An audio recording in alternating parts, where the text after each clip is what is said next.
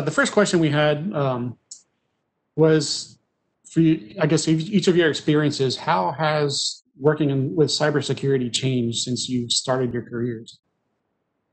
And we'll start with anybody. Start with Tyler, I guess, since he's already on. Sure. Well, we're relatively new to the field, but even in the last couple of years, I mean, we've just seen such a huge uptick in cyber attacks, and it feels like it moved from something that was highly specialized or geared towards certain targets, businesses or individuals, to where now it's just across the board. Any business, any size, any individual can be a target to these types of attacks, and so it's just something that needs to be a much more prominent business concern these days. How about Mark? I'd say over the last 12 years, the biggest change I've seen is it's just gone from local and national to just an international scale. When I started, we were chasing hacktivists and a lot of insider threat and the stereotypical kid in the basement, drug a lot of kids out of basements. And now everything is overseas. It's just at a larger scale.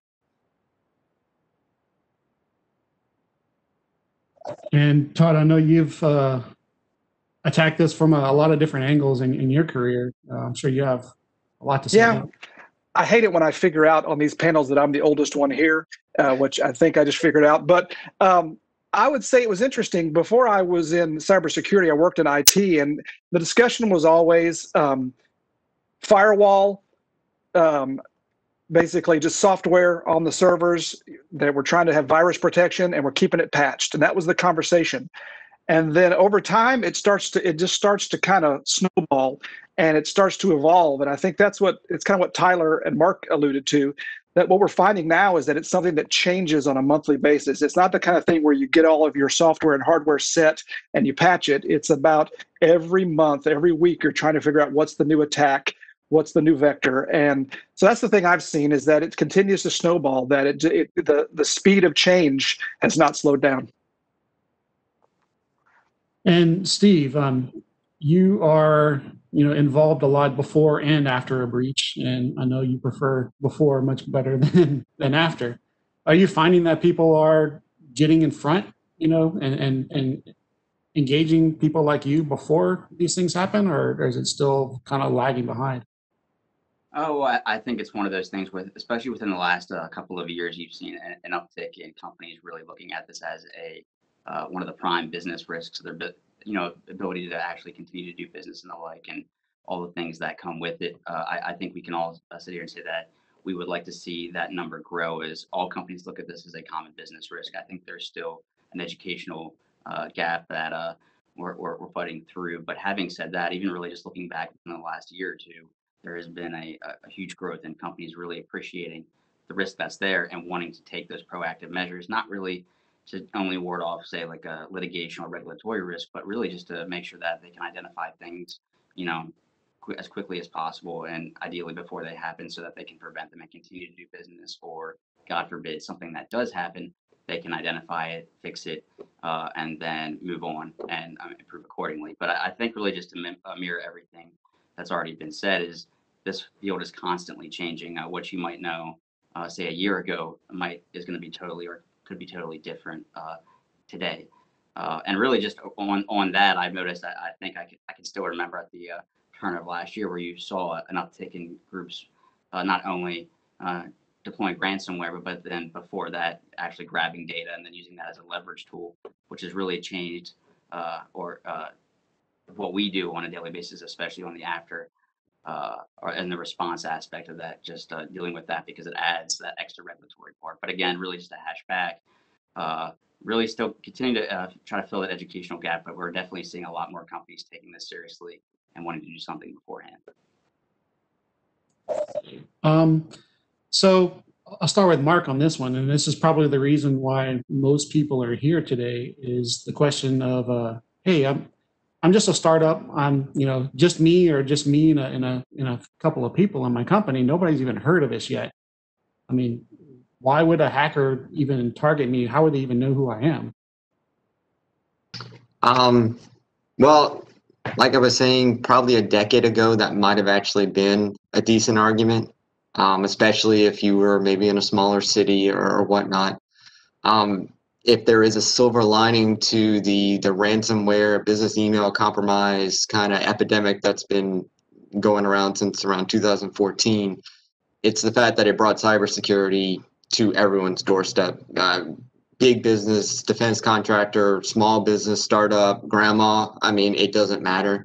Anywhere that they can get money. From our point of view, it's an organized crime, and that just basically means their goal out of this is just financial. And so everybody has something to lose, and therefore they'll go after it. They do their homework, like every good person will do. They start with reconnaissance. That used to be just the tactic that we would see with the espionage group, but it bled over, and now it's pretty much all of them. But that starts online, so that starts with the websites, the social media. It could be social engineering also if it comes to that, but a lot of information is out there, LinkedIn. And from there, that's just their foot in the door. So if you have a presence anywhere online, which most people at least have a website or something, you're visible and you're a target. Yeah, Todd, I see you nodding. Mad. Well, and he's exactly right. It doesn't matter how big you are. And what we've found is the small company may have valuable information to be stolen, but very often they're just a conduit. And it's that, okay, let's find the sieve. Okay, it's a little new company that's just started up. They don't have their security posture in place yet. Let's go through them to their client. And so the question becomes, even if you're a small company, if you've got a client that has significant information, you could just be used as a stepping stone. And then if you mess up, you're out of business. Yeah, and I imagine a lot of startups have some reason they're starting up, right? They have a great new idea or a product or a formula for something, and they have something to protect. And sure, there's a lot of risk with that. Steve, do you see something like that? I think you're muted. I'm sorry, can you repeat the question? It didn't come through too clear on my end. Oh, sorry. I was saying, a lot of startups, I'm sure, are starting up because they have a very compelling reason to be a new business. So some sort of intellectual property, a formula for something, a new way of doing business. So I'm sure that's a big risk for people to be online with that. And certainly, and I mean, not only is it the value in the things that you have, but then beyond that, all companies can possess vital data that in the form of HR information, things, social security numbers, names, driver's licenses, valuable financial account information, what have you. And I mean, just from my perspective, I got into this. My dad actually about 25 years ago now founded a company that was completely remote. It was paperless nearly from the get-go. And I mean, for him, every single day that he woke up was a day that he needed to work in order to continue the next day after that. And so his ability, or any company's really ability, just to do business in a way is absolutely critical. And I think, as Todd and Mark pointed out, it's they leverage that. They know we're all trying to get things done fast and the like. And if they know that you're day by day you're going and you're trying to make a profit, continue your business, they know that you're going to want to continue to do that and might try to put you in a position where you will do anything, including maybe paying money to get to that point. And so again, they leverage the vulnerability, and one of those is our need and desire to do business. Yeah, and Tyler, I know we've seen cases where very small, very new companies have been the target, either targeted or just the victim, or gotten all these spam and phishing emails and attacks against our networks. Do you have anything to comment on that? Certainly, and I think Todd made a really good point about they can be stepping stones to bigger businesses. Maybe a lot of these smaller businesses or vendors for the bigger clients, but really small and medium-sized businesses can really just be softer targets. And so I think that you've seen a lot of attacks aimed in their direction just because they might not get the one big one, because the one big one's really well protected. But if you can get a bunch of small ones, there's a lot of value there. And that's what this has become. This has become, a criminal economy. And so it goes off the same principles. We've seen some small companies that might be flush with cash. They're a startup, they've gotten some money, and they're a real target for ransomware, where they've got their IP, they've got their software built, and they might pay. They might have the money to pay at that point. And so small doesn't necessarily mean poor. Yeah, that's a good point. You know, somebody who's just got some angel investment cash, it's sitting in the bank, it hasn't been spent yet, and it's a juicy target, you know, and especially these things come out in press releases a lot. So I imagine that, you know, the bad guys are finding that. Mark, can you maybe talk a little bit about the dark web marketplace and how this information gets disseminated? Yeah, one thing from the past thing I do want to say is the whole supply chain weakness issue that was kind of, we got into that conversation. It was also another tactic that we used to only see attacking the defense contractors. So at that time, it wasn't an organized crime as much. They weren't specifically after data to ransom or anything like that. They were actually after the defense information. Obviously, those companies are very hardened at that time. Even they were some of the first ones, probably followed by the financial sector. And so they started going in through the law firms because even those companies needed it. And then those tactics just bled over to all the other adversaries, ending up, you know, with organized crime and stuff like that. So just watching it evolve and spread from the espionage and the national security side of things, and then just taking it and bleeding over to the other ones is what we've seen over this last decade. Going back to your question that you initially started with, sorry. Yeah, I mean, for us, obviously that's where everything is taking place. And so, I mean, we try to get eyes on the best we can in the dark net. So that's everything from pirated stuff to selling drugs to hiring hits to selling malware. I mean, that's where the business is taking place. And so as much as we can shut it down, we can, but I mean, it's called the dark net for a reason, and it's set up very difficult. It's not like the regular internet that most people are just familiar with. So it's basically the dark alley, as it's called, the dark net of the real world. So that shady spot in the city where all the bad stuff goes down, that's the dark net. And say your information does end up on the dark web. I mean, what kind of damage could that do to a company, Steve? Oh, sorry, me or someone else? Yeah, or anybody else who wants to answer. By all means, Mark, if you want to continue on.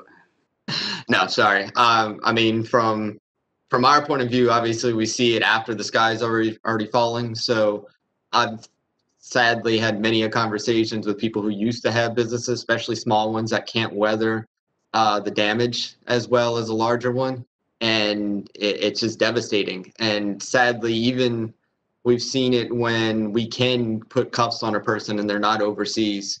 Then he gets into the legal process of convincing a judge and jury that it's not a victimless crime. It's not anything that just deserves probation. I mean, they shut down livelihoods of individuals and entire companies. Sorry. No, go ahead. That was awesome. Yeah. And no, I mean, really from my perspective as well, that's something that we start to see attackers try to leverage as well as essentially we had talked briefly just about like the regulations, and whenever you have a situation where an attacker might have got into your system and taken valuable information, that's a scenario where you might be obligated to notify the affected persons to put them on notice that their information might be in jeopardy for identity fraud purposes and the like. But what they do is basically they'll show you the proof of life. They'll say, hey, here it is. We got it. Now pay us. And the threat there is if you don't pay us, we'll publish it. And that releases it into the community that Mark's talking about, where we're talking about anything but the individuals that you would want to have this information. And so things like a driver's license, may not follow you around the rest of your life, an address or the like, but think about the value of a social security number, which while may not have originally been intended to be this lifelong identifier, now is. And so once it's out there, and it can potentially follow you around the rest of your life and have to deal with this kind of thing. And so it's a community where, again, that not everybody can get to, and frankly, once your information's out there, it's difficult to sometimes say how far it's gone. And Todd, what would you have to say to people about the information that could or could not be out there? Well, those guys are clearly the experts on the legal side of it, and the loss of data is huge. We find that often it's the reputational risks and the loss of consumer confidence, and those are the things we see a lot. But even we've dealt with a big federal government organization where we were dealing with the CISO and the IG got involved, and then there was an issue with the union, and it's like you get these things where you get even internal battles going on, and it causes just disruption, and it's just business disruption. So we see, not in addition to the legal issues, which are substantial, it's this idea of we lose credibility, or we lose the solidarity of our people, or we lose the faith of our employees. Those kind of things happen whenever data gets lost, when privacy is breached. It just creates turmoil, creates chaos. Yeah, Tyler, did you have any perspective from helping clients or from your previous positions where it's you've seen some of this? Sure. Yeah, and I think we've kind of done a good job of hitting all the major points, but I mean, information is the name of the game, and no matter who you are or what your position is in the company, that information from any single point can be used to spread throughout the company and get more holding points throughout that internal network, or like we alluded to earlier, use it as a stepping stone to get somewhere else. And as long as you have an email and a social security number, those are valuable bits of information that can be utilized by these attackers. And so, you have to protect it. So I know some of you guys, especially Steve, mentioned the regulations that apply and what happens post breach when data that you were supposed to be in charge of has been released.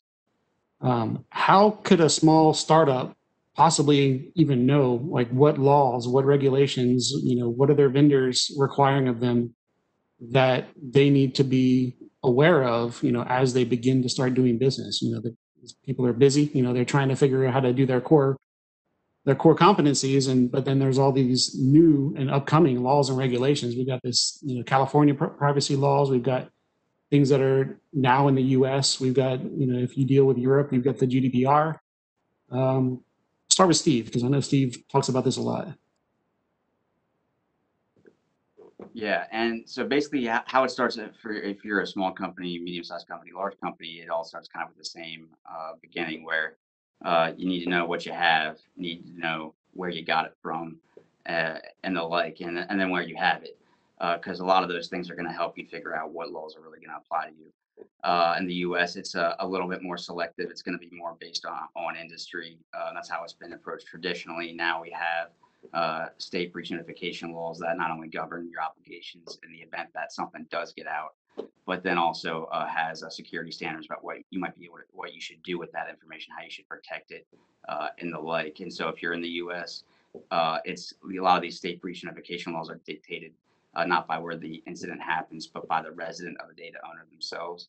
And so if you have a clientele of, say, people from Texas and New Hampshire and Louisiana, you're going to have 3 different standards that might apply there. If you're handling personal health information that's subject to HIPAA, that's going to be an additional set of regulations. But instead of necessarily the residents, it's going to be attuned to the kind of information itself. As for GDPR, you have to meet within GDPR is the General Data Protection Regulation, which is an EU regulation that governs information collected in the EU. And then there's a different law for Canada and things like that. But when it comes down to it, the best place to start is just knowing what you have, because especially in the US, that'll help you figure out if you're subject to any of these industry regulated laws. But then beyond that, knowing who it belongs to and then where you got it. And that's a good starting point, just to figure out not only what you might be subject to, and then from there you can determine what the likelihood is that you're going to have to abide by certain regulations and the like. And just as a quick aside on that, it's not a small company of say 5 employees is not expected to have a Fort Knox capability security program. Typically regulators, courts, what have you, look at this from a standpoint of reasonability. And so it's really just looking what you have and then using your size, your budget to really scale what you need to do from there. Thanks. And Mark, I know the FBI and other, federal and state orgs are trying to get some information out there to the public in a better way. What would you suggest that startups especially do to become more aware of not only the regulations, but anything else any other resources that are available? Yeah, it's funny you say regulations, and I would have probably, many years or a few years back, that really wouldn't have been our wheelhouse, just because we deal more with the law than the regulations. Obviously, we team up with different agencies that are more of a regulatory capacity. But thanks to California and all the new stuff coming in that are actually laws, it has fallen more to us. I still look at this as more of a kind of knowing what you do as a company to help give yourself an advantage, like saying if this does go to like a court or a jury. So the warning banners, we've been in many situations where if a company isn't set up to legally capture, or not just like digitally, but say they've identified an insider threat, a person who was doing harm in their company, but they didn't have the warning banners on that user's computer to say that they can monitor or they can take stuff, we can't even legally present that in a court of law.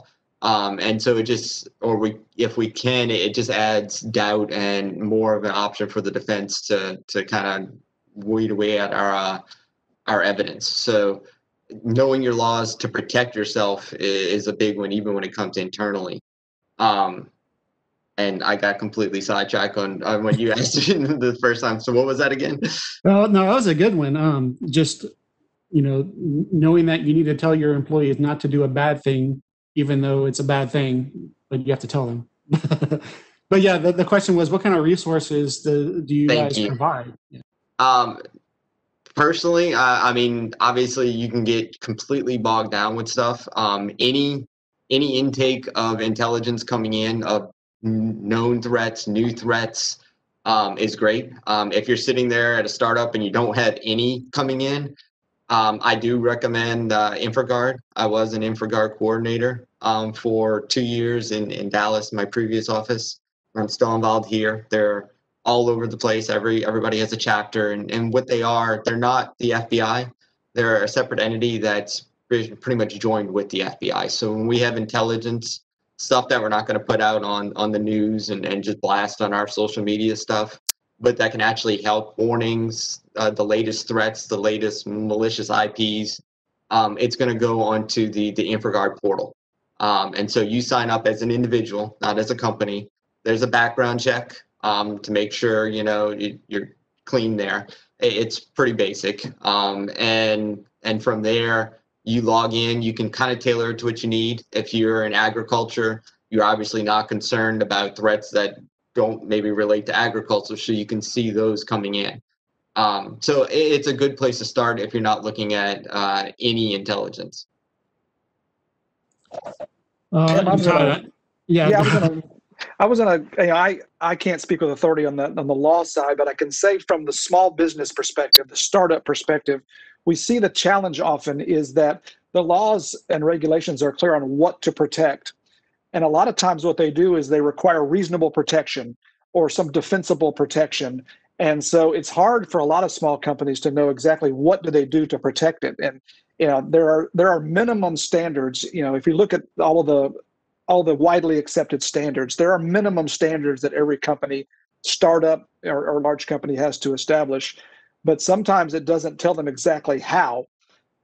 So you have to have network security, you have to have threat detection, you have to have your malware protection, and so there are all these things that fall into this stack of protective software. But I find a lot of small businesses struggle with the execution of it, because at least what we've seen, when there's a breach, they want to prosecute, and it's hard to know how to do that. Or if there's a breach, they know they're in trouble, but they don't know exactly, all they know is it's going to cost them fines or it's going to cost them money. So I don't know, maybe that's more of a challenge than an answer, but I just say that's the experience we've had.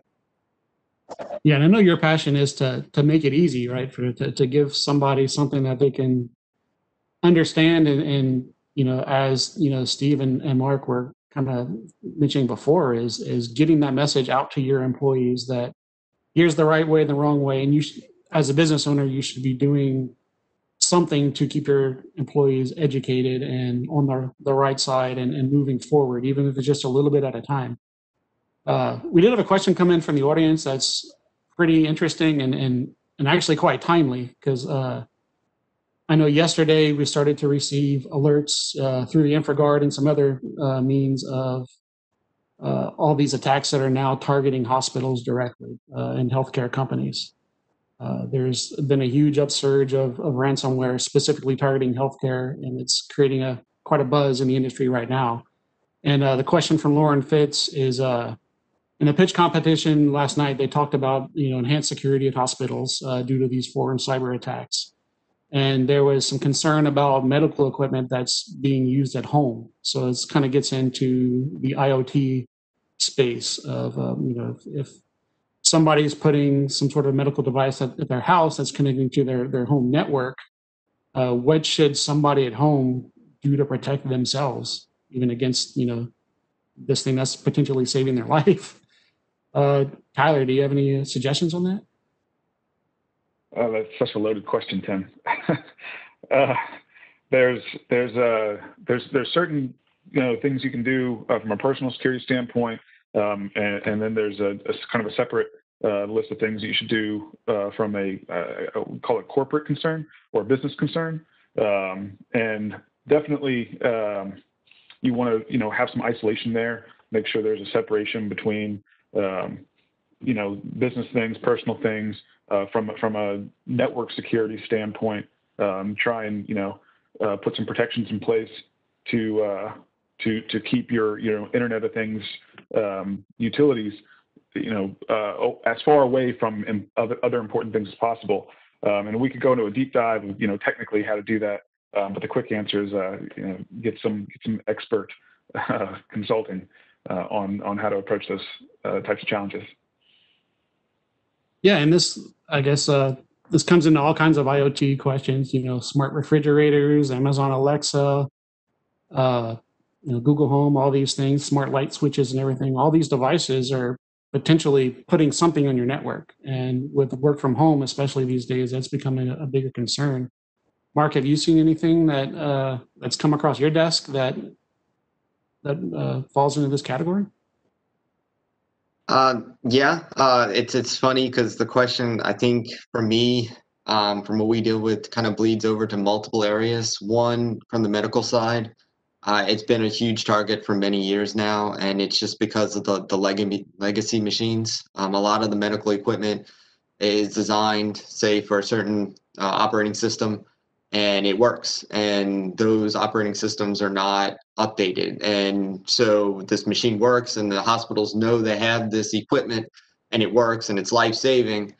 So they can't as easily just, take it offline, upgrade it, and do like a regular, computer or server or anything like that. And that's where they get in trouble, because these old machines have weaknesses and they can't patch them. And so it's an open door. Now, bleeding into the other part of that, the Internet of Things or bring your own device, that's a whole other ballgame. Same thing for residents and obviously corporations. The one thing we can't do as the FBI is tell people how to set up the network. Obviously, basic security, you should have it, whether that's, the firewall enabled on your device, a very, good password for your Wi-Fi. Not open Wi-Fi, obviously, just sitting there, not stealing your neighbor's Wi-Fi, whatever it takes. But those are just, I think over time, they've kind of become common knowledge. I would hope we've seen it become better. It used to be no one had like their Wi-Fi locked down for their residents. And so when we'd go to maybe look into something, it could be that person, it could be the neighbor, it could be anybody within that range. An apartment complex was a lost cause. And so it just made things a lot difficult. But anything you're bringing into your network, whether it's a company or your house, you need to secure it. It's a huge weakness. I know I drive my family nuts just because of all the stuff I've seen and how things are locked down around here. But it's kind of become a necessary evil. You wouldn't want to click on things just in your house or your phone, just like you wouldn't want to do it at work. It's all a liability. Yeah. Todd, what's your advice for people who are, adding these devices to their network, or even, people who might be building their business, using devices like this? Well, you said it. The world has changed, and it used to be that home network was about convenience and your office network was about security, but that is all bleeding now. And so, we have to help educate consumers that their home is now a secured environment. And so these small businesses, when you're a business, when you're a vendor, if your market is consumers or it's work from home people, you have to take the onus is on you to some degree to help educate them, to say, if you're using my product, here is how you secure your home for adding this product. And so we have to get away from the idea that if I'm loading it at home, it requires less security, or think that the company that provided it to me must have thought about that. I think we have to put that. So small businesses, I think it also is a way for them to add value, that if a small business has devices like this that need to be secured and they can educate their consumers on security and how to secure the device, it adds value to them, adds a competitive advantage even. Yeah, Steve, what would your advice be to, say, a company who's a startup who has, invented this great IoT device that may be used at their clients' home or office networks? The answer I probably always hate the most is it depends, because that then always just infers there's going to be a whole lot that comes after, and it's kind of the anti approach to what Ty was saying, because then it infers like a lot more complexity. But really, it's when you're going into it, I would two different routes really. So, for example, if you have a medical device that's going to be like that, you're going to want to assess that with a whole lot deeper of a dive, just because there's already standing IoT regulations and things like that get handed down by the Office of Civil Rights, which is within the DH on that. And by the way, just as a reference, that's a great source. If you go to the OCR's subpage, they have a lot of great plain English advice for medical devices and how to keep them safe. Beyond that, really just like Todd said, it's your home is now your work office, and you have to approach it accordingly. Little things like making sure that when you do work, you're doing it on a separate Wi-Fi channel than, say, everything else that's going in on your in your house, having guest Wi-Fi.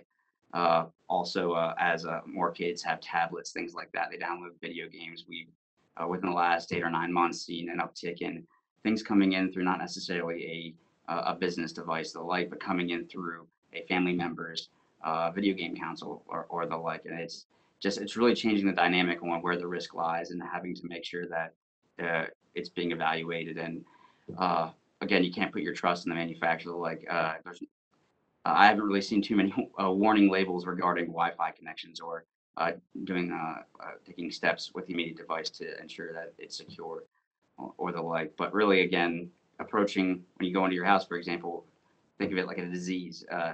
Is it going to be able to affect anybody else? Is your device going to be free from an infection from somebody else? So doing your best to keep things segmented, really be mindful of who it's connecting with, and to what extent. And so I really just more mindfulness than anything else about what you have and where it's going. Okay. Another question come from the audience. What advice do panelists have for people looking to enter this field? I'm guessing this field is cybersecurity. Let's start with Tyler. I mean, there's a lot of different things, a lot of different paths in.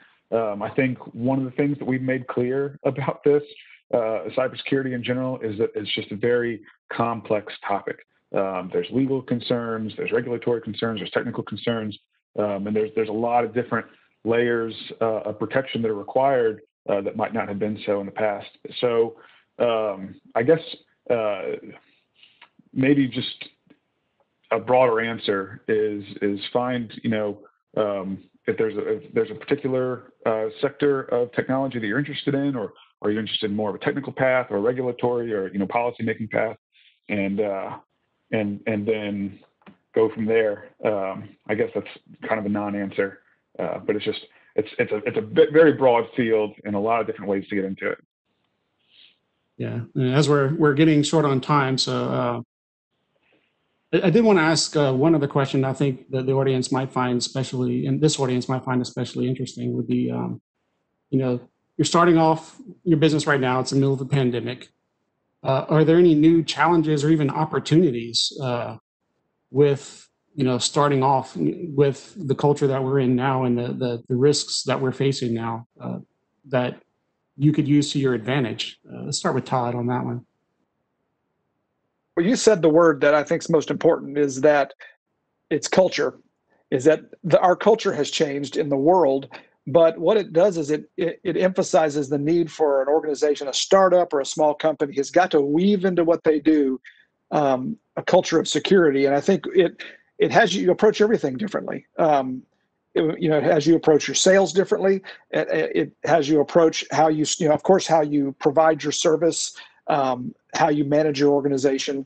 And so, I think, to me, the key there is opportunity. Of course, we all hate to say, oh, we're going to be opportunistic about this, about a pandemic. But to me, it's different. It's saying that the world is always presenting new problems, new challenges. And here's one that we can really help people deal with. The world got harder to secure recently. It changed recently, and the way we thought it was going to go, it didn't. And so your organization has to think, how can I differentiate myself against my competitors by helping with this problem more than they are, or focusing on this, or providing more resources to my customers, and just approaching it different. But that means your entire organization has to think differently, has to have a different culture that thinks about security as a part of what you do, not as an event or as a compliance, not just compliance, but as who your organization is. And Mark, I'll ask the question a little bit differently, but I mean, in today's climate for a startup, what should they be doing today that, as, first day of opening the doors that they didn't even have to think of a couple of years ago? Definitely the cyber incident response plan. That's your life-saving device right there, to establish it and to know it, to drill it. It's kind of like a fire drill. If you never do anything with it, it's pointless. So having a good one put together with legal, management, IT, insurance, all in the conversation, and developing it. Obviously, no one could have probably put down 2020 in their incident response plan.